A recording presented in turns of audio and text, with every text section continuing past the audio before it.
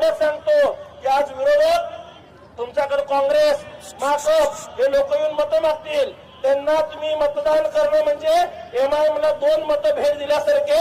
आपल्या मतांचं विभाजन होऊ देऊ नका. एमआयएम सरकार जातीवादी, देशद्रोही, राष्ट्रविरोधी, हिंदू विरोधी पक्ष जर आला तर आपल्या घरातल्या बहिणींवरती, आपल्या मातांवरती अत्याचार होईल. आपल्या इथे लव्ह जिहाद, लँड जिहाद यासारखे प्रकार सुरू होतील.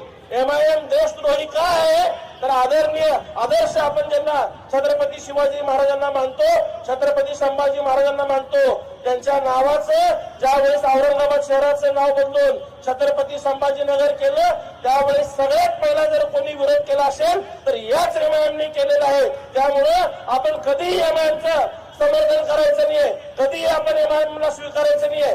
अनेक निवडणुका येतील, विकास होत राहतील, परंतु ज्यावेळेस पुढची पिढी विचारेल की धर्माची लढाई अधर्माच्या विरोधात होती की त्यावेळेस तुम्ही कोणाच्या बाजूला उभे होता, त्यावेळेस आपण भक्कमपणे सांगितलं पाहिजे आम्ही धर्म रक्षणासाठी उभा होतो.